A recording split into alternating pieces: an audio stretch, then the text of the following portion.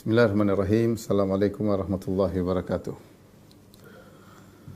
Alhamdulillahi ala ihsanih wa syukru lahu ala taufiqihi wa amtinanih. Wa asyhadu an la ilaha illallah wahdahu la syarika lahu ta'ziman li sya'nih. Wa asyhadu anna Muhammadan abduhu wa rasuluhu da'ila ridwanih. Allahumma salli alaihi wa ala alihi wa ashabihi wa ikhwanih.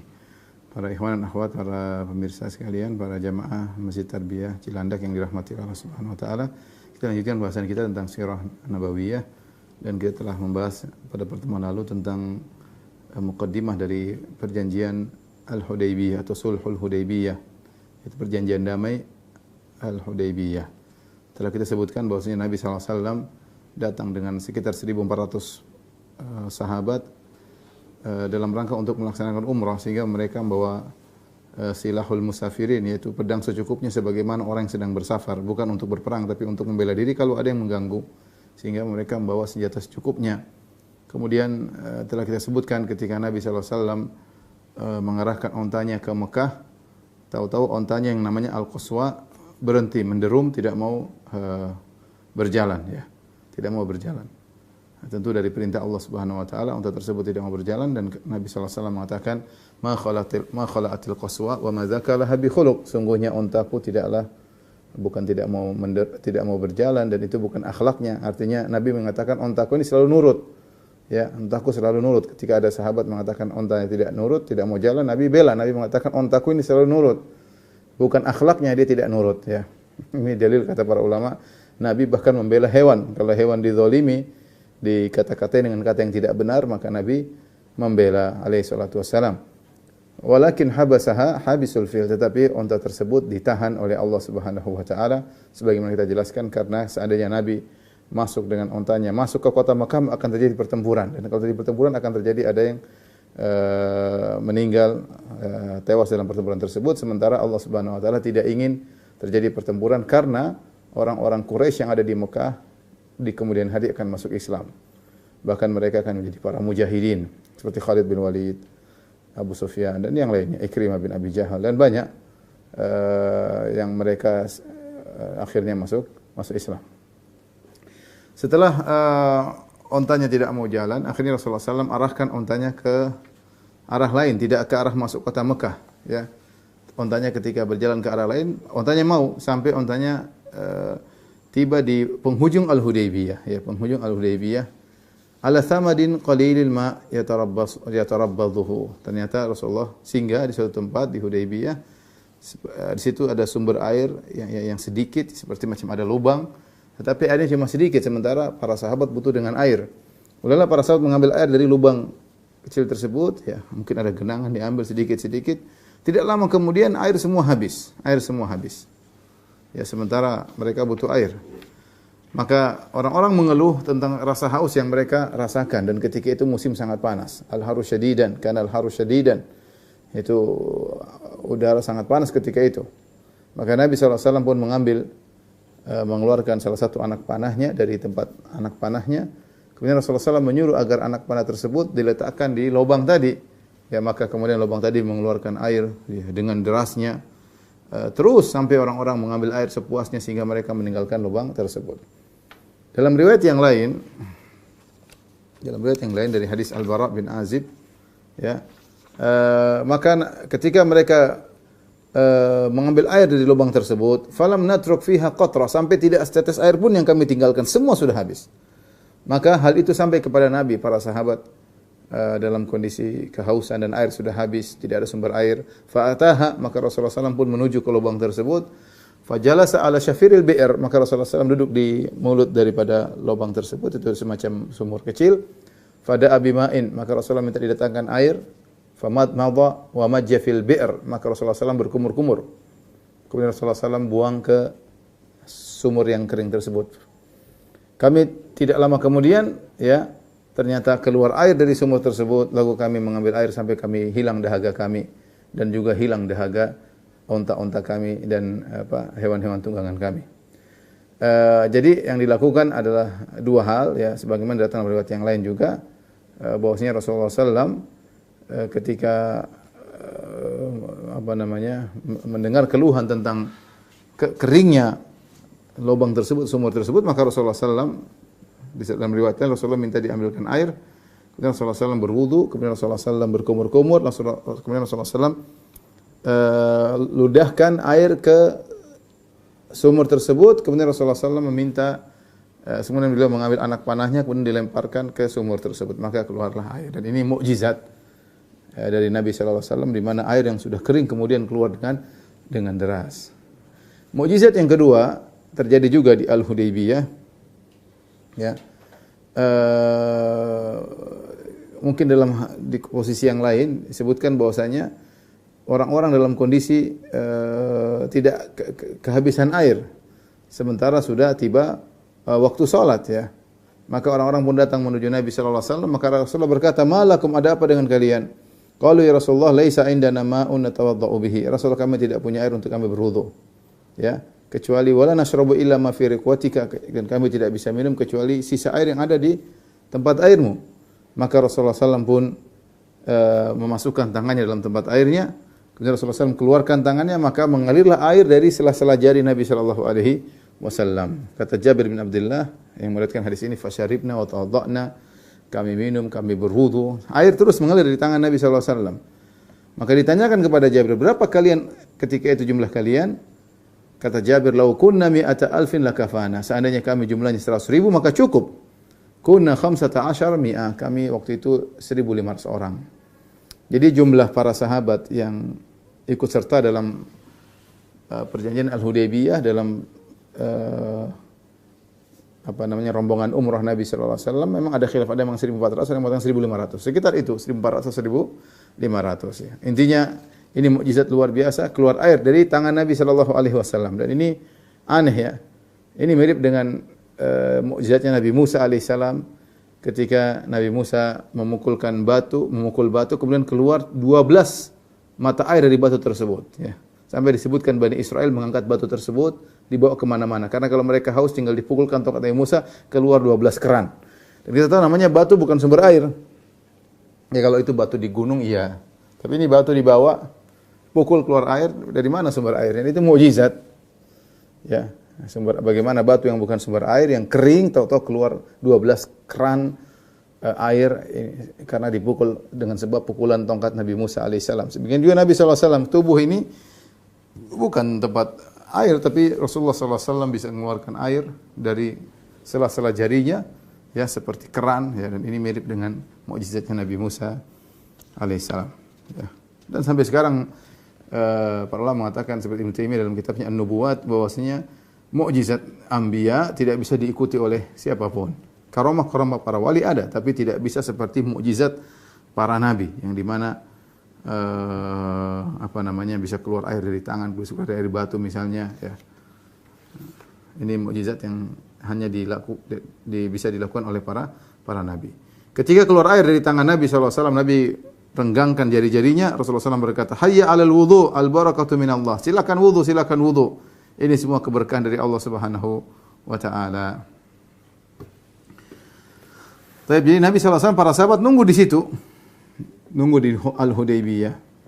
Disebutkan juga ketika setelah itu turun hujan, ya, turun hujan.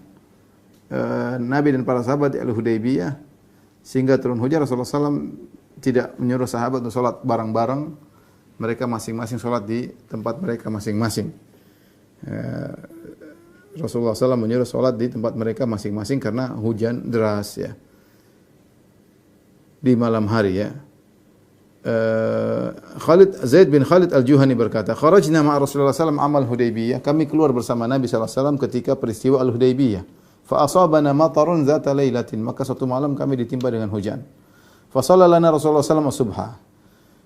Jadi mereka mungkin salat Isya di tempat masing-masing. Ketika subuh, ya, sudah reda hujan, maka kemudian Rasulullah SAW salat bersama para sahabat. Ya, meskipun mereka dalam safar, mereka selalu salat berjamaah, ya, kecuali tadi hujan maka salat masing-masing. Setelah salat subuh, hujan sudah reda. Rasulullah SAW setelah salat subuh, thumma aqbala alaina biwajhihi. Kemudian Rasulullah SAW balik menghadap kami, dan itu sunnahnya imam kalau selesai salat balik menghadap para makmum. Kalau ada keperluan dibicarakan, maka Rasulullah SAW berkata, "Atadruna madza qala rabbukum?" Tahukah kalian apa yang dikatakan oleh Rabb kalian? Qulna Allahu wa rasuluhu a'lam. Kami berkata Allah dan Rasul yang lebih mengetahui. Qala Allahu. asbaha min ibadi mu'minun bi wa kafirun bi. Kata Allah Subhanahu wa taala, ada hambaku di pagi hari ini yang beriman kepadaku dan ada yang kafir kepadaku.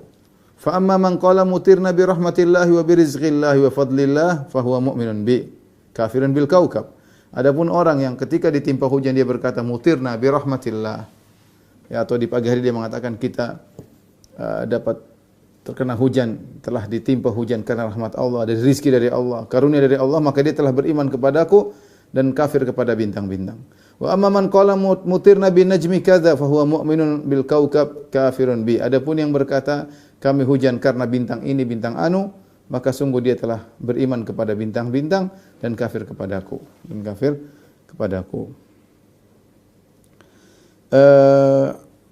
Ketika Rasulullah SAW sudah singgah di Hudaybiyah dengan tenang menunggu apa yang terjadi sampai bermalam, kemudian besoknya ya, maka datanglah utusan dari Quraisy yang namanya Budail bin Warqa. Budail bin Warqa Al-Khuzai. Budail bin Warqa Al-Khuzai. Dan ini aneh ya, orang-orang Quraisy tahu bahwasanya hubungan antara kabilah Khuza'ah dengan kaum mukminin dengan Nabi SAW punya hubungan yang baik. Dan Khuza'ah tidak pernah berkhianat kepada kaum muslimin dan mereka tidak menyembunyikan perkara kepada kaum muslimin. Ini rupanya sepertinya orang-orang Quraisy ketika mendengar perkataan Nabi bahwasanya Quraisy sudah payah, sudah sering berperang, sudah letih. Ya, kemudian Nabi SAW tidak ingin berperang, Rasulullah SAW hanya ingin umrah. Ya, ini ternyata mungkin buat mereka juga berpikir panjang sehingga yang mereka kirim sebagai perantara bukan orang yang bengis, tetapi orang dari kabilah Khuza'ah yang mereka namanya kabilah Khuza'ah ini punya hubungan dekat dengan kaum muslimin. Mereka musyrikin kabilah Khuza'ah tapi mereka punya hubungan dekat dengan kaum muslimin. Ya. Maka datanglah Budail bin Warqa Al-Khuzai. Kemudian dia berkata kepada Nabi SAW, ya, dan Khuza'ah ada yang muslim, ada yang kafir. Ketika itu ini dia masih kafir. Budail bin Warqa kafir. Inni taraktu Ka'ab bin Lu'ay wa Amir bin Lu'ay nazalu a'dada miyahil Hudaybiyah. Maka Budail bin Warqa Al-Khuzai berkata, ya Muhammad, sungguhnya aku meninggalkan di belakangku ada seorang namanya Ka'ab bin Lu'ay dan ada juga yang namanya Amir bin Lu'ay. Nazalu a'dada miyahil Hudaybiyah. Mereka telah menguasai sumur-sumur yang ada di Hudaybiyah. Itu mereka siap di sana. Ya, wa ma'ahum al-'udhu al-matafil. Ya, dan bersama mereka yaitu onta-onta ya yang banyak yang siap diperah susunya, yaitu mereka bawa tunggangan-tunggangan dan mereka siap menunggu Nabi untuk bertempur. Wa hum muqatiluka wa sadduka 'anil bait, dan mereka siap bertempur melawan engkau wahai Muhammad dan mereka akan menghalangi engkau dari umrah. Kau tidak akan bisa masuk, tidak akan bisa pergi ke Ka'bah. Jadi Budail menjelaskan, ada pasukan Quraisy sedang menunggu. Sumur-sumur sudah dikuasai. Dan mereka akan memerangimu dan mereka tidak akan biarkan kau masuk ke kota Mekah. Kau akan terhalang dari datang ke Ka'bah, tidak bisa umrah. Maka Rasulullah SAW menyampaikan kepada Budail bin Warqa Al-Khuzai, inna lam naji' li qitali ahadin. Sampaikan kepada mereka, kami datang ini bukan untuk perang, tidak untuk berperang sama seorang pun. Walakinna ji'na mu'tamirin, tapi kita ini datang untuk umrah. Wa inna Quraisyan qad nahakathumul harbu wa adarrat bihim. Sungguhnya Quraisy itu ya sudah payah dengan peperangan yang mereka lakukan. Dan peperangan yang mereka lakukan telah memberi mudarat kepada mereka. Rasulullah SAW menjelaskan, ngapain Quraisy kemudian gagah-gagahan mereka sedang tidak kuat. Ya. Rasulullah jelaskan sampaikan kepada mereka, Quraisy sudah lemah, tidak seperti dulu. Mereka berperang dan mereka sudah payah. Dan peperangan yang mereka lakukan memberi mudarat kepada mereka. Fa in sya'u madattuhum muddatan wa yukhallu baini wa bainan nas. Kalau mereka berkehendak orang Quraisy, aku bikin perjanjian damai. Udah kita enggak usah berperang. Kita punya perjanjian damai dengan waktu yang ditentukan dan mereka biarkan aku berdakwah dengan kabilah-kabilah yang lain. Sudah, saya enggak dakwah sama Quraisy, biarkan aku berdakwah dengan kabilah-kabilah yang lain. Fa in azharu fa in sya'u an yadkhulu fi ma dakhala fihi an-nas fa'alu wa illa faqad jammu. Ya. Kata Nabi SAW, kalau aku menang dan aku ternyata bisa muncul orang-orang pada masuk Islam masuk Islam, maka terserah Quraisy. Kalau mereka mau masuk Islam, ya, sebagaimana orang masuk Islam, lakukan. Wa illa kalau mereka tidak mau, faqad jammu. Ya mereka sudah istirahat, ya, sudah banyak istirahat. Sudah, yang penting tidak usah ikut campur dan nonton aja. Kalau mereka enggak mau Islam, mereka sudah lama istirahat. Mau persiapkan apa? Persiapan bisa. Wa inhum abau. Kalau mereka ternyata tidak mau, maunya berperang sekarang, tidak mau melepaskan aku berdakwah kepada kabilah-kabilah lain, mereka mau memerangiku sekarang ini. Apa kata Rasulullah SAW? Fawalladhi nafsi biyadihi, demi zat yang jiwaku berada di tangannya. La uqatilannahum ala amri hadha hatta tanfarida salifati wa la yunfidhanna Allahu amrahu. Kalau mereka tetap menghalangiku dan mereka maunya berperang dengan aku, maka demi zat yang jiwaku berada di tangannya, itu demi Allah Subhanahu wa taala, sungguh aku akan memerangi mereka. Sungguh-sungguh aku akan memerangi mereka di atas agamaku ini sampai leherku lepas dari kepalaku lepas dari leherku. Ya, sampai aku mati. Wala yunfidhanna Allahu amrahu. Allah akan menjalankan perkaranya. Nabi mengatakan demikian. Serius. Ya, kita tidak ingin perang, tapi kalau mereka mau perang ya kita siap, kata Nabi sallallahu alaihi wasallam. Budail berkata, utusan Quraisy, "Sa'uballighuhum ma taqul." Aku akan sampaikan kepada mereka apa yang kau ucapkan. Maka kemudian Budail bin Warqa pun datang bersama teman-temannya dari kabilah Khuza'ah. Dia tidak sendirian, bersama beberapa orang dari kabilah Khuza'ah. Kemudian mereka datang kepada Quraisy. Ya. Kemudian dia berkata kepada orang-orang Quraisy, "Inna ji'nakum min hadzal rajul." Kami datang kepada kalian wahai Quraisy, kami baru datang meninggalkan lelaki ini, itu Muhammad. Wa sami'nahu yaqulu qawlan, dan kami telah mendengar dia mengucapkan suatu perkataan. Fa in syi'tum an na'ridahu 'alaikum fa'alna. Kalau kalian mau, saya akan sampaikan ucapan Muhammad kalau kalian mau. Berkata orang-orang bodoh dari Quraisy, "La hajata lana an tukhbiruna anhu bi syai'." Kami tidak butuh dengar perkataan Muhammad. Enggak usah sampaikan. Ini orang bodohnya orang Quraisy. Wa qala dzu ra'yi minhum, dan orang Quraisy yang cerdas berkata, "Hat ma sami'tahu yaqul." Sudah, sampaikan. Apa sih yang dikatakan Muhammad? Sampaikan kepada kami. Maka Budail berkata, "Sami'tu yaqul kadza wa kadza." Aku mendengar dia berkata demikian. Sebagaimana tadi Rasulullah SAW jelaskan. Quraisy sudah capek perang, sudah dapat mudarat, ya. Biarkanlah aku. Sudah, bagaimana kalau kita buat perjanjian damai? Biarkan aku mendakwahi kabilah-kabilah yang lain. Kalau mereka masuk Islam, Quraisy masuk Islam, silakan. Kalau enggak mau ya sudah, mereka sudah istirahat, ya. Tapi kalau mereka enggan mau perang sekarang, kami siap berperang, kata Nabi sallallahu alaihi wasallam. Dalam riwayat yang lain Budail berkata, "Ya ma'syara Quraisy, wahai orang-orang Quraisy kalian, innakum ta'jaluna ala Muhammad." Kalian terlalu terburu-buru kepada Muhammad mengambil keputusan. Wa inna Muhammadan lam ya'ti li qital. Muhammad itu datang bukan untuk berperang. Innama ja'a za'iran li hadzal bait. Dia datang untuk umrah, menziarahi Ka'bah, mu'azziman li haqqihi, dalam rangka untuk mengagungkan Ka'bah. Maka mereka pun nuduh Budail bin Warqa, fattahamuhum. Ini enggak beres ini Budail, ya. Kenapa? Karena dia kabilah Khuza'ah, dan kabilah Khuza'ah punya hubungan baik dengan kaum muslimin. Ya, rupanya Budail ini nyampein seakan-akan dia membela Rasulullah sallallahu alaihi wasallam. Seakan dia mengatakan, "Ya sudah, ngapain kalian perangi Muhammad? Muhammad datang mau umrah kok dilarang-larang." Dan ini suatu hal yang tersebar di antero jazirah Arab, bahwasanya orang datang untuk umrah tidak boleh diganggu. Jadi Nabi sallallahu alaihi wasallam punya kaidah umum atau undang-undang umum, orang yang datang untuk umrah tidak boleh diganggu. Makanya Khuza'ah mengatakan, kabilah Khuza'ah mengatakan, dia datang mau umrah, kalian terlalu tergesa-gesa nuduh dia mau perang, dia tidak mau perang Muhammad, dia datang untuk umrah, ya biarin aja dia mau umrah. Ya, sebagaimana kita ketahui ini peraturan undang-undang di Jazirah Arab, yang mau umrah tidak boleh diganggu. Apa kata Quraisy? Wa in kana inna ma ja'a li dzalik. Kalau ternyata Muhammad memang datang hanya untuk umrah, fala wallahi la yadkhulaha abadan alaina anwatan wala tatahaddatsu bidzalikal arab. Kata orang-orang Quraisy, demi Allah, mereka bersumpah dengan Allah, demi Allah, Muhammad tidak akan bisa masuk di Mekah selama-lamanya. Dengan kekerasan tidak bisa masuk. Kami tidak mau, ya. Kami tidak mau. Wala tatahaddatsu bidzalikal arab. Nanti orang-orang Arab akan berbicara, Quraisy tidak bisa bergerak, tidak bisa berkutik, Muhammad bisa masuk, mereka tidak bisa apa-apa. Tidak bisa. Kami tidak mau jadi bahan gunjingan orang-orang Arab yang lainnya, bahwasanya Quraisy sudah lemah sehingga Muhammad, musuh mereka, datang umrah, mereka tidak bisa menghadangi Muhammad. Akhirnya Quraisy berpikir lagi. Tapi mereka juga enggak berani perang. Tidak mengatakan perang, enggak berani juga. Ya, perkataan Rasulullah SAW masuk akal. Mereka sudah lemah. Sejak pulang dari Ghazwah Al-Khandaq, dari perang Khandaq, orang-orang Orang-orang Arab sudah meninggalkan mereka, ya, karena mereka sudah puncak-puncaknya 10.000 datang, ternyata gagal, nggak ada apa-apa. Ya mereka mau ngajak lagi, mungkin orang-orang berpikir 2 kali, ya. Sehingga mereka juga tidak nekat untuk perang, tapi mereka juga melarang.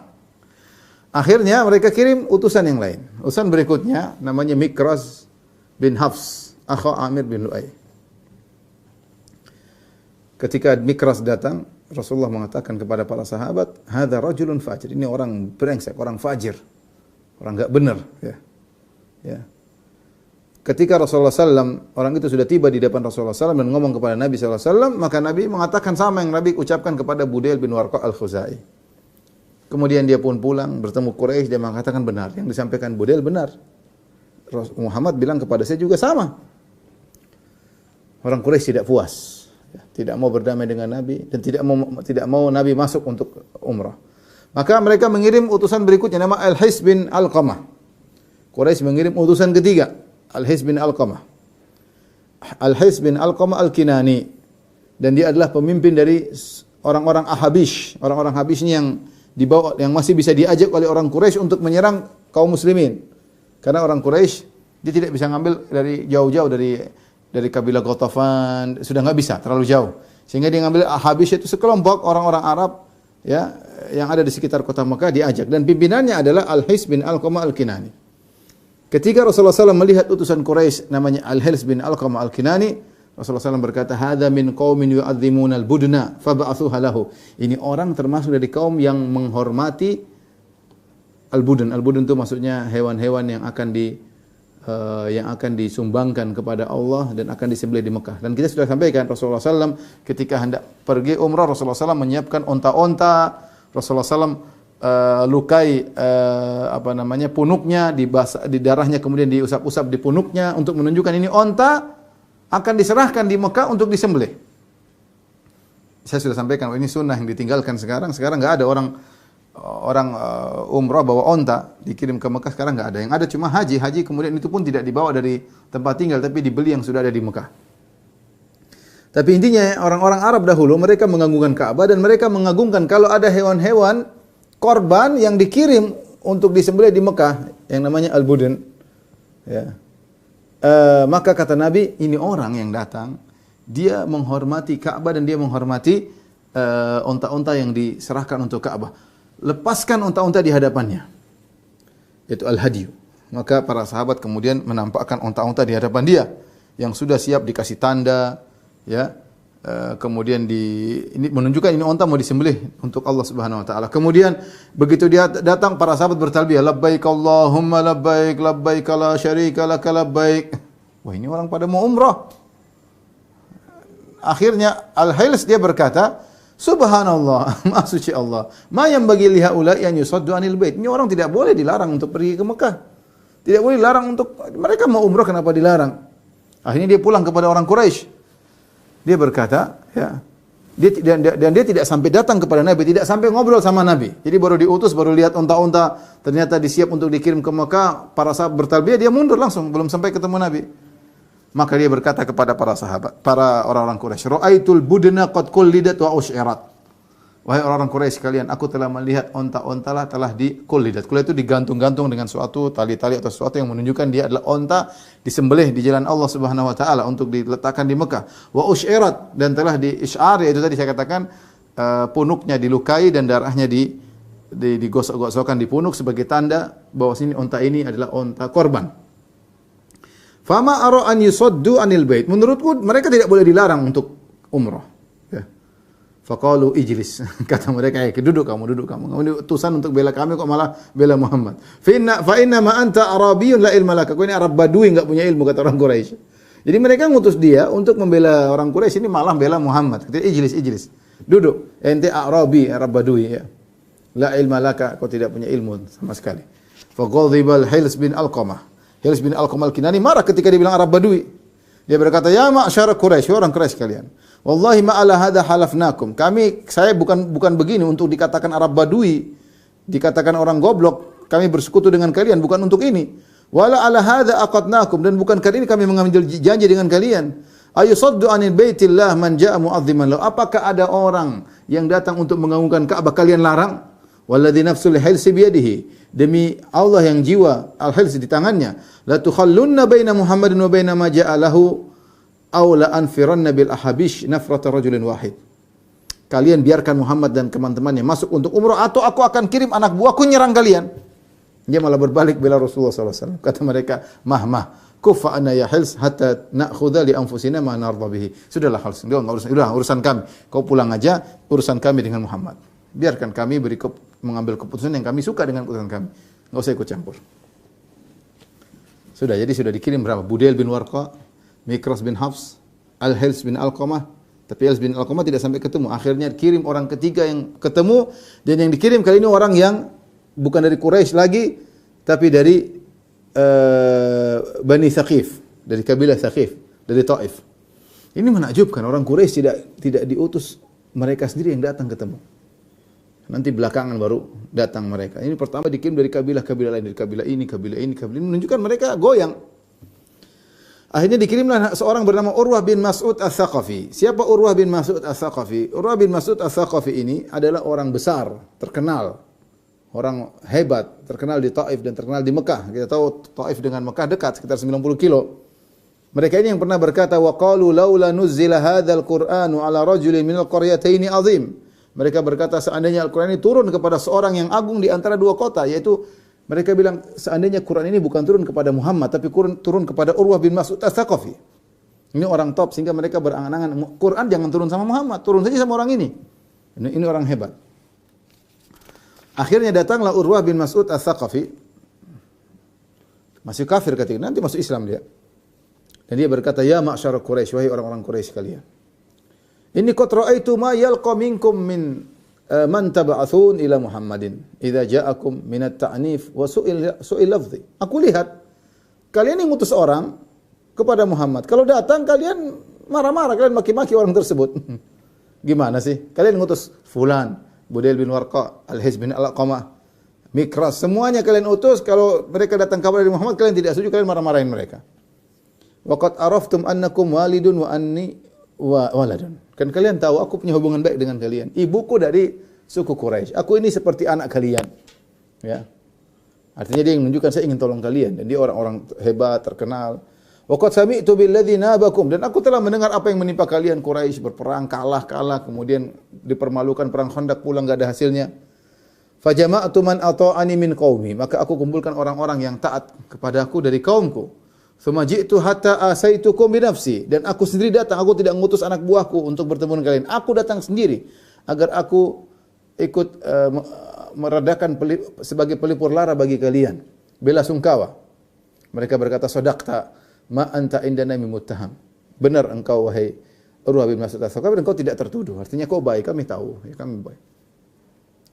Kemudian kata Urwah bin Mas'ud Ats-Tsaqafi, fa inna hadza qad arada alaikum khuttata rushdin aqbaluha. Ini si Muhammad telah menawarkan kepada kalian ide yang menarik, yang bagus, yaitu terimalah, yaitu damai, perjanjian damai. Dia sudah kan, Muhammad Rasulullah kan bilang, ya, kalau mereka mau, aku akan memberikan mereka waktu di mana kita perjanjian damai, biarkan aku dakwahi orang-orang. Ya, mereka silakan nonton aja, enggak usah ikut campur, enggak usah memerangi kami. Menurut Urwah bin Mas'ud Ats-Tsaqafi, ini ide yang bagus dari Muhammad. Tapi kata dia, da'uni atihi. Biarkanlah aku datang dia, aku ngomong sama dia. Qalu itihi, silakan, pergi ketemu dengan dia. Fa kharaja Urwah bin Mas'ud, maka Urwah bin Mas'ud keluar dari sisi mereka menuju ke Rasulullah sallallahu alaihi wasallam, sampai kemudian dia ketemu dengan Nabi sallallahu alaihi wasallam, dengan sopan santun dia duduk di hadapan Nabi sallallahu alaihi wasallam. Kemudian dia berkata, dia masih kafir ketika itu, "Ya Muhammad," kata dia, "Ya Muhammad, ajama'ta awbashan nasi thumma ji'ta bihim libaydatika litafuddaha." Perkataannya keras. Dia bilang, Muhammad, kau ini ngumpulin orang macam-macam. Quraisy, kaum Ansar, kau kumpulin orang macam-macam. Kau datang bawa mereka ke sini untuk menghancurkan, ya, keluargamu sendiri. Quraisy kan kamu, keluargamu Quraisy. Kau ingin menghancurkan keluargamu sendiri. Jadi ingat tentang kekerabatan. Kau datang untuk memerangi orang Quraisy, itu kan keluargamu. Datang orang macam-macam untuk menghancurkan keluargamu sendiri. Dalam riwayat yang lain dia berkata, "Ara'aita in ista'salta amra qaumik, hal sami'ta bi ahadin minal Arab?" ijtaha ahlahu qablak.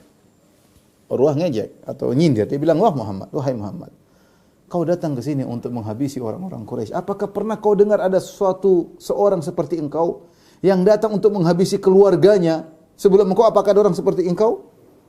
Ya. Padahal Urwah tahu Rasulullah tidak ingin berperang, tapi dia pandai ngomong aja. Dia pandai ngomong.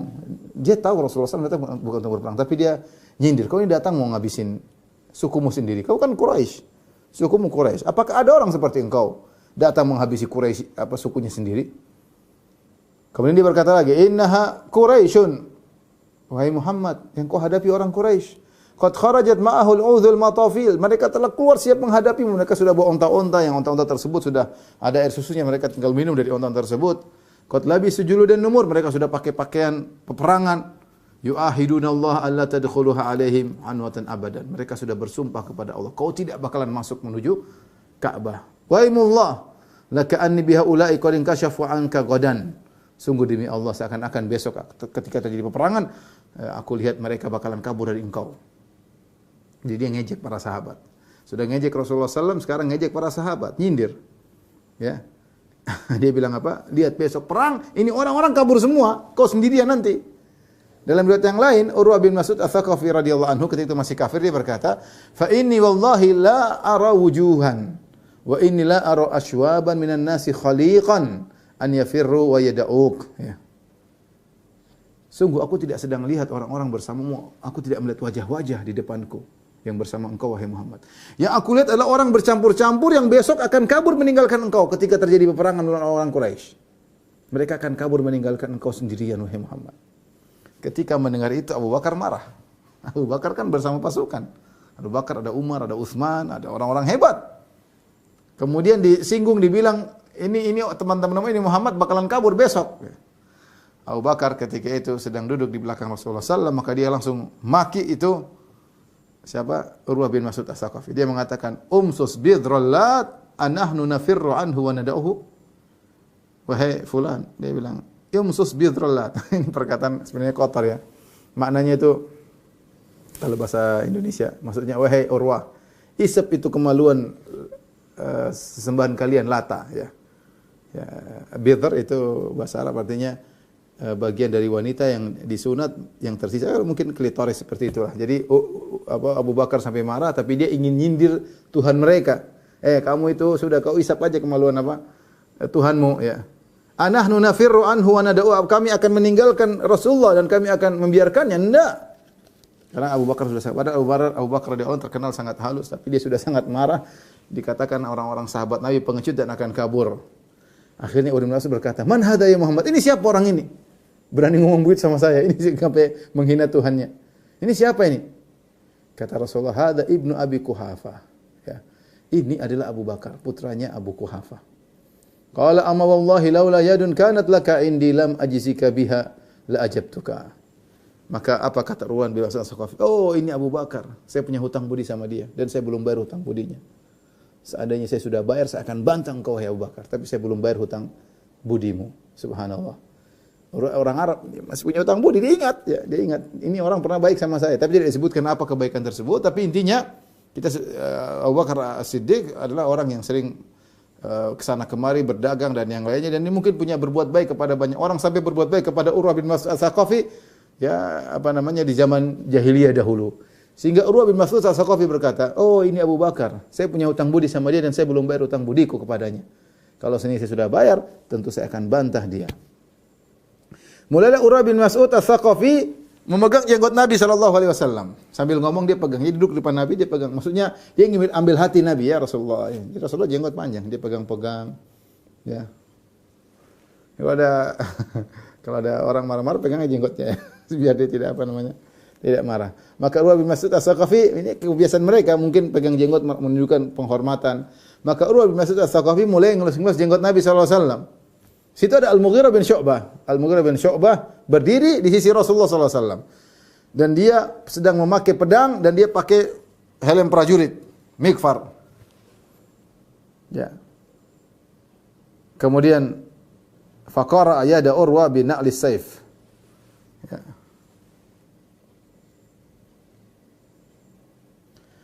Kemudian dia pun tangannya dipindahkan pakai pedangnya ya. Jadi pedangnya di dekat apa namanya? Al-sayf yaitu al-hadidah allati takunu fi asfalil qirab, yaitu apa namanya? Bagian bawah pedang, bukan bagian tajamnya. Dia singkirkan tangannya Urwah bin Mas'ud As-Saqafi dari jenggot Nabi pakai pangkal pedang, dipinggirin begini. Ini sangar pakai pedang, bukan pakai tangan, pakai pedang. Dia berkata, "Amsik yadaka an lihyati Rasulillah sallallahu alaihi wasallam, wallahi la tasilu ilaika." Ya. Jangan kau pegang, pinggirkan tanganmu dari jenggot Nabi sallallahu alaihi wasallam. Jenggot Nabi tidak akan sampai kepada engkau. Jangan. Berani kau pegang, awas ini pedang. Urwah kaget. Waihak. Celaka engkau. Ma'afadzaka wa agladhaka. Betapa kasar engkau kepadaku ya. Urwah ini bukan orang sembarang. Urwah bin Mas'ud ini, saya katakan tadi orang hebat, yang sampai orang Quraisy mengatakan, seandainya Quran turun kepada dia, laula nuzzila hadzal Quran ala rajulin minal qaryataini azim. Jangan Quran turun sama Muhammad. Seandainya jadi rasulin Urwah. Kenapa dia orang besar, dia suka kemana-mana, dia suka pergi ke negeri Syam, ketemu dengan ke Persia, ketemu dengan Kisra, ke negeri Syam ketemu dengan Kaisar, ketemu dengan Heraklius, ketemu dengan banyak orang-orang hebat. Dia sering kesana kesini. Tahu-tahu ada anak muda, singkirkan tangannya pakai pedang. Jangan pegang-pegang jenggot Nabi. Kalau pegang jenggot Nabi ini pedang kena kau. Maka dia bilang, ente kasar sekali, siapa engkau ini? Kasar sekali, kata Urwah bin Mas'ud As-Saqafi. Ketika Urwah kaget, fatabassama Rasulullah sallallahu alaihi wasallam, Rasulullah sallam ketawa, tersenyum. Faqala Urwah berkata, "Man hadai Muhammad?" Muhammad ini siapa? Karena dia pakai helm kemudian tidak ketahuan. Maka kata Rasulullah sallallahu alaihi wasallam, "Hada ibnu akhika Al-Mughirah bin Syu'bah." Ini adalah cucu adikmu, cucu saudaramu, ini ponakanmu ya. Apa namanya? Mughirah bin Syu'bah ini ponakanmu. Karena Urwah bin Mas'ud As-Saqafi. Urwah bin Mas'ud. Nah, Mughirah namanya Mughirah bin Syu'bah bin Abi Amir bin Mas'ud. Jadi kakeknya Mughirah bin Syu'bah, saudara kandungnya Urwah. Saya ulangi, Mughirah namanya Mughirah bin Syu'bah bin Abi Amir bin Mas'ud. Mughirah bin Syu'bah bin Abi Amir bin Mas'ud. Adapun Urwah namanya Urwah bin Mas'ud. Berarti Urwah itu saudara kandungnya kakeknya Mughirah. Ini ternyata yang hadangi dia pakai pedang cucunya, setara dengan cucunya. Oh, kamu tuh kata Urwah. Gudar, tukang pengkhianat. Wa hal ghasalta sawataka ila bilam. Kamu saja baru bisa cebok kemarin, sekarang mau ngelarang-larang saya. Ya, jadi ternyata cucunya yang, ya kalau kita bahasa kita, ente baru ingusan anak kemarin sore, gampangnya demikian. Tapi kalau bahasa Arab dia, wa hal ghasalta sawataka ila bilam. Kau baru saja bisa nyuci kemaluanmu baru kemarin, baru bisa cebok kemarin, sekarang mau larang-larang saya pakai pedang. Dalam riwayat yang lain, Urwah berkata, "Alastu as'a fi gudratika?" Bukankah aku telah dulu berjasa untuk membelamu gara-gara pengkhianatanmu? Apa maksud Urwah membela Al-Mughirah dengan pengkhianatannya? Jadi begini, Al-Mughirah bin Syu'bah ini bagaimana kisah Islamnya? Dia punya beberapa teman di jahiliyah, di zaman jahiliyah, dia bunuh teman-temannya sendiri. Kenapa bisa dia bunuh? Dia bunuh kemudian dia rampas hartanya, harta mereka. Bagaimana ceritanya? Ceritanya Urwah Mughirah bin Syu'bah ini pergi ke Al-Muqawqis di Mesir bersama teman-temannya. Al-Muqawqis Nasrani. Temannya sekitar ada 13 orang. Dari Saqif juga, dari satu kabilah dengan Urwah, dari Mughirah. Pergilah mereka ber-14, kemudian yang 13 dimuliakan, dikasih hadiah oleh Al-Muqawqis. Sementara dia tidak dikasih hadiah kecuali sedikit. Maka dia pun jengkel. Ya. Kemudian ketika pulang dari Mesir, mereka sampai Jazirah, kemudian mereka minum khamar. Ini teman-temannya minum khamar. Maka mereka mabuk, mereka tidur, akhirnya Mughirah pun membunuh mereka. Dia masih jahiliyah, masih musyrik. Dia bunuh temannya 13 orang semuanya, dia curi harta mereka, dia bawa kabur, dia pergi ke Madinah masuk Islam. Dia pergi masuk Islam. Kemudian dia mengatakan, "Ya Rasulullah, aku masuk Islam." Kata Rasulullah SAW, "Amal Islam fa'aqbal." Adapun kau masuk Islam, saya terima. Wa amal mal, adapun harta yang kau curi, falastu minhu fi syai'. Itu bukan urusanku. Ketika sampai kabar ini kepada Urwah bin Mas'ud As-Saqafi, bahwa cucu dari saudaranya ini bikin masalah, maka dia yang berusaha mengumpulkan harta untuk bayar diyah atas 13 orang yang dibunuh oleh Mughirah bin Syu'bah. Makanya Urwah jengkel. Ini kamu dulu yang saya pernah tolong. Kau pernah bikin masalah, bunuh 13 orang. Kami yang bayar semuanya. Sekarang kau halangi aku dengan, wahai cucuku ya, kau halangi aku dengan pedangmu. Kau baru bisa cebok kemarin. Ya. Itu ceritanya ya. Ya sudah, Urwah Mughirah bin Syu'bah diam aja ya. Kemudian dia pun ngomong sama Rasulullah SAW. Bagaimana Rasulullah SAW pun sampaikan. Sama seperti Rasulullah sampaikan kepada yang lainnya. Kami datang bukan untuk perang. Kami datang untuk umrah. Ya, lihat pedang-pedang kami bukan senjata peperangan. Lihat kami bawa onta, kami bawa ini. Kami bukan ingin perang. Kami ingin umrah terus pulang. Ya. Bukankah orang Quraisy sudah pada capek, kena musibah, ditinggal oleh orang-orang. Kami tidak ingin perang. Kalau mau, kami tawarkan kepada orang Quraisy untuk damai. Rasulullah sampaikan tidak ada perkataan kedua, sama seperti utusan pertama, utusan kedua, utusan ketiga, utusan keempat. Ini utusan ketiga ya. Yang pertama adalah Budail, kemudian Al-Hils ya. Amikras, kemudian yang tiga Urwah. Kemudian Urwah setelah ngomong dengan Nabi SAW, dia memandang para sahabat. Dia perhatikan. Yarmuq itu dia perhatian. Bukan cuma ngelihat, perhatian dengan serius. Bagaimana sikap para sahabat terhadap Nabi. Tidaklah Rasulullah SAW buang dahak. Buang kecuali para sahabat mengambil dahak tersebut. Ya. Kemudian mereka pun sahabat mengusap ke wajahnya dan ke badannya. Karena ludah Nabi SAW berkah. Urwah kaget. Ini Muhammad kalau buang ludah, sahabat-sahabat rebutan. Ambil ludahnya, digosok, masuk ke muka tanah. Wa idza amarahum, kalau Nabi perintahkan, jadi dia langsung pergi. Dia perhatikan, dia orang cerdas. Dia sudah pernah ketemu Heraklius, pernah ketemu Kaisar Kisra, pergi sering-sering bersafar ke orang, kalau kita bilang apa? Orang negarawan. Ini Urwah bin Mas'ud As-Saqafi. Jilid Muhammad dia heran. Ini Muhammad bang ludah orang pada rebutan. Kalau dia nyuruh perintah semua langsung jalan. Kalau Nabi berwudu, wa idza tawadda'a kadu yaqtila ala wudu'ihi. Kalau dia sudah berwudu orang rebut-rebutan cari berkah dari bekas, sampai mau perang-perang gara-gara ingin rebutan bekas wudu Nabi sallallahu alaihi wasallam. Wa idza takallamu, kalau mereka ngomong sama Nabi, khafadu aswatahum indahu, ngomong pelan-pelan, hormat sama Nabi. Enggak ada teriak ketawa ketiwi di depan Nabi, tidak. Mereka ngomong pelan-pelan, hormat kepada Nabi. Wa ma yuhidduna ilaihi an-nadhar ta'dhiman lahu. Dan mereka tidak ada yang berani lihat Nabi langsung begini, mandang Nabi lama enggak berani, enggak ada sahabat yang berani lihat Nabi lama-lama. Kenapa? Karismatik Nabi. Pasti lihat nunduk. Enggak bisa lihat Nabi dengan sepuas-puasnya. Kata dia, wa ma yuhidduna ilaihi an-nadhar. Mereka tidak bisa pandang Nabi dengan pandangan tajam. Kenapa? Karena mereka begitu mengagungkan Rasulullah sallallahu alaihi wasallam. Dan ini semua dilihat oleh Urwah bin Mas'ud As-Saqafi. Akhirnya ketika dia pulang ke Quraisy, dia bilang, wahai kaum Quraisy kalian, wallahi laqad wafattu 'alal muluk. Demi Allah aku sudah datang kepada para raja. Wafattu 'ala Qaisar wa Kisra. Aku sudah pernah datang kepada raja Romawi. Aku pernah datang kepada raja Persia. Wan Najasyi, aku sudah pernah datang kepada raja Habasyah. Wallahi ma ra'aitu malikan qad yu'azzimuhu ashabuhu ma yu'azzimu ashabu Muhammadin Muhammad. Aku tidak pernah ada pengikut para raja tersebut yang mengagungkan raja mereka sebagaimana sahabat-sahabat Muhammad mengagungkan Muhammad.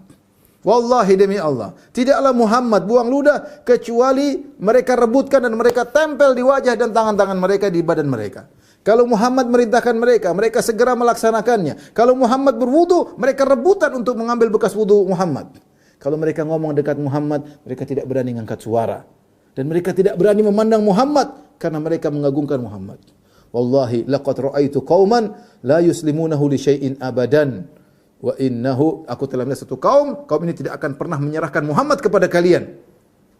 Kaum yang seperti ini mana berani menyerahkan Muhammad. Mereka akan mati-matian bela Muhammad. Wa innahu qad arada 'alaikum khuttata rusydin faqbaluha. Menurutku ide Muhammad itu ide yang baik, terimalah.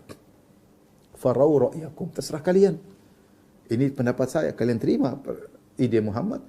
Farau ra'yakum, silakan kalian. Apa pendapat kalian, silakan. Pikirkan sendiri. Mereka menjawab, narudduhu anil bait fi amina hadza. Bagaimana kalau tahun ini kita bilang pulang aja Muhammad dan teman-temannya. Wa yarji'u min qabil. Boleh umrah tapi tahun depan. Fa yadkhulu Makkah wa yatufu bil bait. Kalau tahun depan Muhammad boleh datang lagi untuk umrah dan silakan tawaf di Ka'bah. Ini idenya Quraisy, dan nanti terakhirnya begini ide ini. Setelah mereka mendengar perkataan Urwah bin Mas'ud As-Saqafi, ya. Ini menunjukkan Quraisy sudah kendor, tidak sombong sejaman Abu Jahal. Enggak lagi. Abu Jahal udah mampus. mereka udah kalah, mereka sudah parah, mereka sudah ditinggal sama kabilah yang lain. Sehingga mereka tidak ada sombong-sombong. Coba kalau ada Abu Jahal ketika itu, Fir'aunnya umat ini. Oh Muhammad perang mati enggak? Abu Jahal enggak ada. Sehingga mereka agak melemah. Kemudian Rasulullah SAW mengirim Khiras bin Umayyah di Quraisy. Rasulullah SAW mengirim Khiras bin Umayyah kepada Quraisy. Saya ingatkan tadi masalah bekas wudu, masalah ludah itu pendapat yang kuat adalah kekhususan Nabi SAW karena tidak diriwayatkan Abu Bakar demikian. Kalau Abu Bakar meludah maka orang rebutan ludah Abu Bakar. Kalau Umar meludah, rebutan ludah Umar. Kalau Ali meludah, orang rebutan ludah Ali bin Abi Thalib. Utsman tidak ada. Ini cuma dilakukan oleh para sahabat kepada Rasulullah sallallahu alaihi wasallam. Ya, karenanya apa yang saya lihat di sebagian klip, sebagian orang kemudian suruh syekhnya meludah, kemudian dia usapkan ke wajahnya. Saya bilang tidak apa namanya? Kurang pas karena itu kekhususan Nabi sallallahu alaihi wasallam. Ya. Taib, kemudian Rasulullah SAW mengirim Khiras bin Umayyah, ya, Khiras bin Umayyah kepada Quraisy, ya, untuk menjelaskan, untuk menekankan bahwasanya tujuan Muhammad kepada Quraisy. Sekarang Nabi yang kirim utusan untuk menegaskan kami ini datang ke Mekah bukan untuk perang, tapi untuk umrah, untuk ziarah, itu untuk umrah. Dan kami tidak ingin perang. Maka Khiras bin Umayyah Al-Khuzai, ini Khiras bin Al-Khuzai yang Muslim. Dia pun naik ontanya yang dikenal namanya Sa'lab, ya. Tatkala Khiras masuk Mekah untuk menyampaikan kepada pemuka-pemuka Quraisy tujuan Nabi sallallahu alaihi wasallam, aqrat bihi Quraisy. Maka Quraisy pun bunuh ontanya dan mereka ingin bunuh Khiras utusannya Rasulullah sallallahu alaihi wasallam. Al-Ahabish, orang-orang Al-Habish tadi, Hals bin Alqamah Al-Kinani, anak buahnya larang, jangan. Ya. Jangan bunuh dia. Ini orang karena mereka mengganggu orang yang ingin umrah. Jangan, ini orang mau umrah kok diganggu. Akhirnya dia pulang kepada Nabi, dia kabarkan apa yang dia dapatkan. Tidak berhasil ketemu dengan pembesar-pembesar Quraisy. Kemudian Rasulullah SAW mikir untuk mengutus utusan lain. Maka jatuh pilihan kepada Umar bin Khattab. Wahai Umar, pergilah engkau ketemu dengan orang Quraisy. Sampaikan kepada pembesar-pembesar Quraisy, tujuan kita ke sini bukan untuk perang, untuk umrah. Umar berkata, ya Rasulullah, inni akhafu Quraisyan ala nafsi. Aku khawatir Quraisy melakukan sesuatu kepada aku ya Rasulullah. Ya, sehingga tujuan tidak tercapai. Bukan Umar penakut, bukan. Tapi tujuan Muhammad SAW agar mencapai kabar tidak tercapai karena mereka dendam kepada Umar. Umar berkata, "Walaysa bi Makkah min Bani Adi bin Ka'ab ahadun yamna'uni." Tidak ada dari kerabatku Bani Adi yang ada di Mekah yang bisa membelaku. Ya. Jangan utus aku. Kenapa kalau utus aku tujuanmu tidak tercapai? Waqad arafat Quraisyun adawati iyyah. Engkau kan tahu orang Quraisy sangat benci kepada aku karena dulu Umar membela Quraisy ketika dia masuk Islam, dia benar habisi orang-orang Quraisy. Ya, ketika sampai dulu sahabat tidak ada yang bisa sholat di Ka'bah, ketika Umar masuk Islam mereka bisa sholat di Ka'bah, dijaga Umar. Yang mau melarang sini lawan saya. Jadi mereka tahu bagaimana permusuhan Umar. Sehingga Umar nanti mereka balas dendam sehingga tujuan engkau tidak tercapai dan tidak ada orang-orang dari kabilahku yang meskipun musyrik tidak ada di sana yang bisa belaku. Wagil zati alaiha, dan mereka tahu bagaimana sikap kerasku kepada orang-orang Quraisy. Walakin adulluku ala rajulin huwa azzu minni. Tapi aku tunjukkan kepada engkau wahai Rasulullah orang yang lebih mulia daripadaku. Utsman bin Affan. Utuslah Utsman bin Affan. Karena Utsman bin Affan punya keluarga banyak di Mekah. Maka Rasulullah SAW panggil Utsman bin Affan. Maka Rasulullah utus Utsman bin Affan pergi ke Quraisy untuk mengabarkan tujuan Rasulullah SAW bahwasanya kami datang bukan untuk perang, kami datang hanya untuk umrah. Dan ini diantara keistimewaan Utsman bin Affan, diutus dalam perjalanan maut, masuk ke markasnya musuh dan bisa jadi dia dibunuh atau tidak. Maka Utsman bin Affan kemudian dia masuk di kota Mekah, dia ketemu dengan seorang namanya Aban bin Sa'id Ibn al-As. Kemudian Aban bin Sa'id bin al-As kemudian membonceng Utsman, kemudian dia beri pengamanan, dan ini boleh, dia beri pengamanan. Tidak ada yang boleh ganggu Utsman. Dia di bawah, meskipun ini Quraisy, meskipun ini musyrik, tidak ada yang boleh ganggu Utsman karena dia di bawah pengamananku. Sampai dia menyampaikan pesan Rasulullah SAW. Maka Utsman pun diantar sampai ke Abu Sufyan, bosnya Quraisy. Dan di sekitarnya ada orang-orang pembesar Quraisy.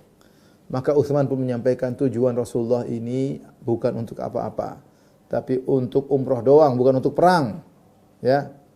Tatkala Utsman sudah menyampaikan apa yang pesan Rasulullah SAW, mereka berkata kepada Utsman, "In syi'ta an tatufa bil bait." Utsman, kalau kau mau kau tawaf duluan, umrah duluan. Fatuf bihi, silakan tawaf di Ka'bah, umrah di luar. Apa kata Utsman? Lihat bagaimana sahabat. Ma kuntu li af'ala hatta yatufa bihi Rasulullah. Aku tidak akan tawaf sampai Rasulullah yang tawaf di luar. Utsman tertahan tidak pulang. Sehingga waktu itu timbul isu bahwasanya Utsman dibunuh. Orang-orang Quraisy tahan Utsman, ditahan dulu, ya. Karena mereka ingin bermusyawarah, ini apa yang mau disampaikan kepada Utsman kepada Nabi sallallahu alaihi wasallam dalam kondisi yang sulit ketika itu. Ya, mereka bermusyawarah, ya. Setelah itu baru mereka mengutus Utsman dengan suatu jawaban kepada Rasulullah sallallahu alaihi wasallam. Tetapi ketika mereka diskusi lama, Utsman tertahan. Maka ketika Utsman enggak pulang-pulang, timbullah isu hoax, ya, kabar bahwasanya Utsman telah dibunuh. Ya. Dan Rasulullah SAW tidak tahu kondisi. Rasulullah SAW tidak tahu ilmu gaib, Utsman dibunuh atau tidak, Rasulullah SAW tidak tahu. Tapi kondisi mengerikan. Maka Rasulullah pun berkata, tatkala timbul kabar-kabar Utsman telah dibunuh, Rasulullah berkata, la nabrahu hatta nunajizal qaum. Kita tidak akan meninggalkan kota Makkah sampai kita perangi itu orang-orang Quraisy. Kalau Utsman dibunuh, kita perang. Kemudian Rasulullah SAW memanggil para sahabat untuk berbaiat. Maka para sahabat pun segera datang untuk berbaiat. Itu disebut dengan baiatur ridwan. Ini yang yang Allah turunkan ayatnya, laqad radhiyallahu 'anil mu'minin idz yubayyi'unaka tahta syajarah. Sungguh Allah telah ridha kepada kaum mukminin yang mereka membaiat engkau di bawah sebuah pohon. Ya, maka orang-orang pun datang, di antaranya Maqil bin Yasar, kemudian dia pun baiat Rasulullah sallallahu alaihi wasallam, dia orang pertama membaiat Rasulullah sallallahu alaihi wasallam. Ya, kemudian para sahabat datang baiat Rasulullah sallallahu alaihi wasallam. Demikian juga Umar ketika mendengar Rasulullah mengatakan kita tidak akan meninggalkan ini sampai kita perang lawan Quraisy. Umar sudah siap. Dia pakai baju perangnya. Sudah, ini umrah bisa buyar. Pakai baju perang, siap untuk bertempur, mungkin pakai baju besinya. Ya, tiba-tiba dia lihat orang-orang kumpul di sekitar Nabi. Ada apa ini? Ini mau perang kok kumpul di sekitar Nabi. Maka dia kirim putranya Ibnu Umar, lihat dulu ada apa. Maka Ibnu Umar pun pergi kepada Rasulullah, ternyata orang sedang berbaiat. Maka Ibnu Umar pun baiat Rasulullah SAW, kemudian dia kabarkan kepada bapaknya, wahai ayahanda, orang berbaiat. Maka Umar pun datang baiat Rasulullah sallallahu alaihi wasallam. Demikian juga di antara yang membaiat Salamah bin Al-Aqwa. Bahkan dia membaiat Nabi 3 kali. Di awal-awal dia baiat kepada Nabi sallallahu alaihi wasallam. Kemudian ketika orang sedang berbaiat, Rasulullah panggil, "Baiat ya Salamah." Wahai Salamah bin Al-Aqwa, baiat kepadaku. Kata Salamah, "Aku sudah membaiat engkau ya Rasulullah." Kata Rasulullah, "Baiat lagi." "Aidan, ayo baiat lagi." Dia baiat kedua kali. Kemudian setelah orang berbaiat, ketiga kali Nabi panggil lagi. Nabi kasih dia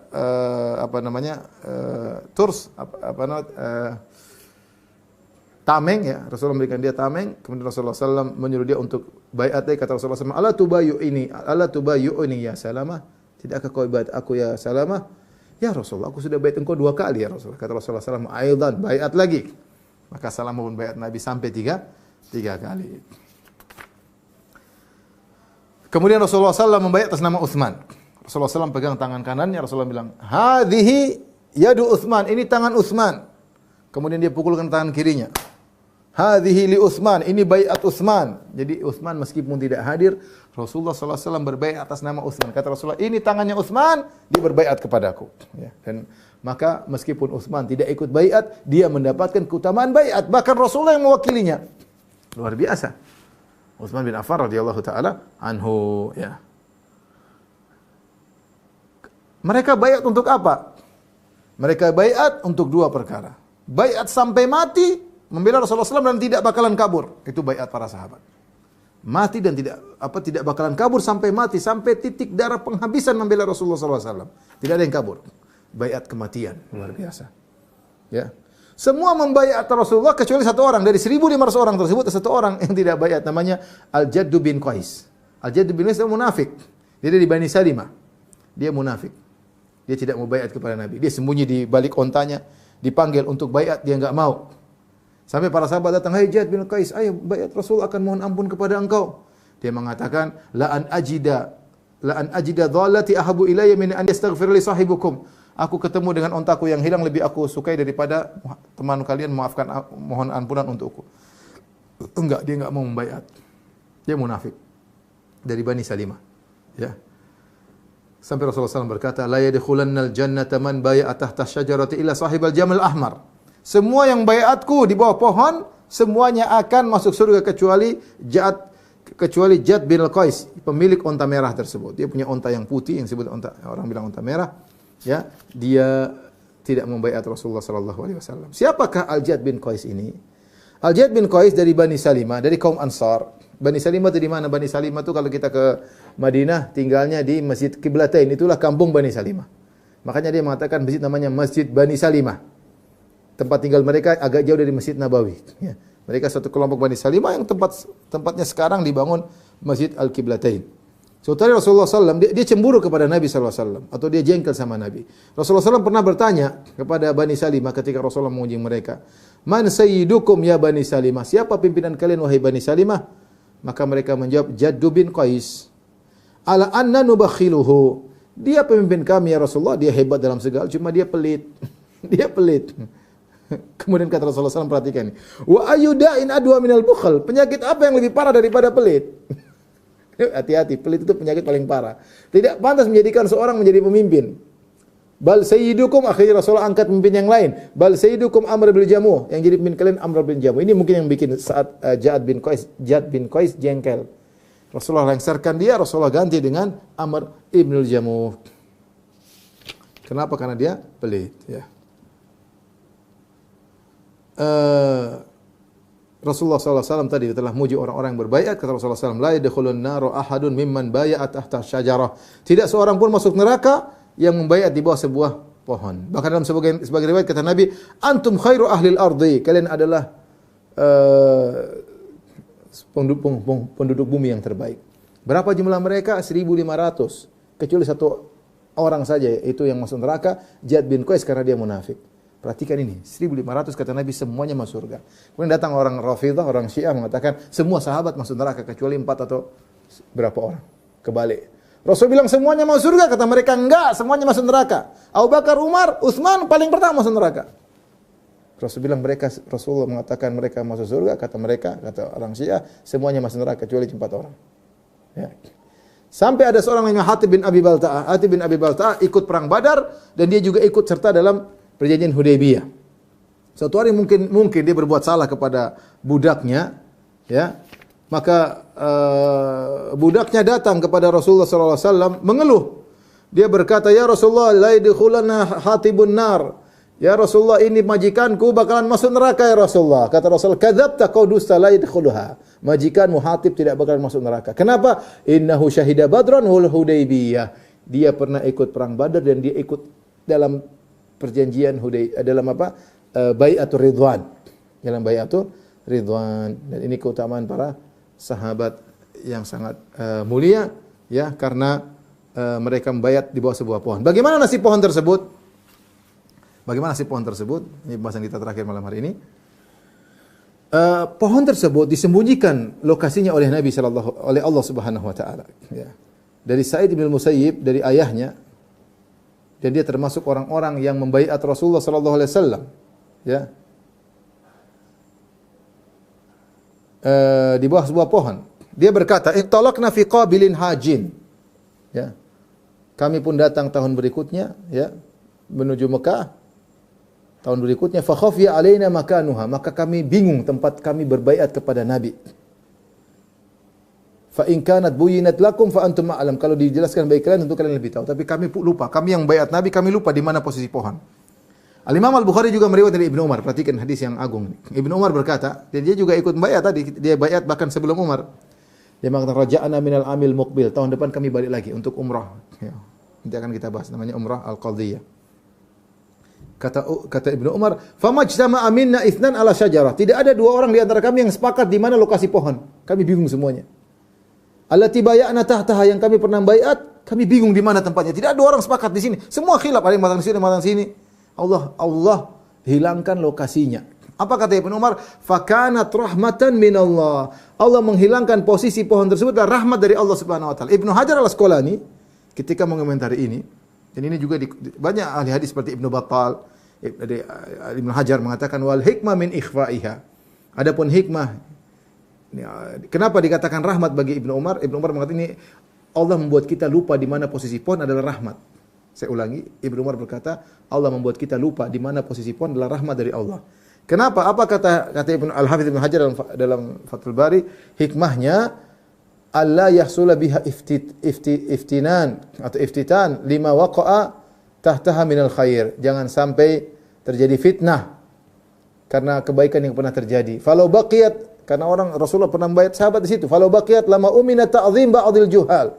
Kalau pohon tersebut masih ada, maka bisa jadi ada orang-orang goblok yang akan mengganggukan pohon tersebut.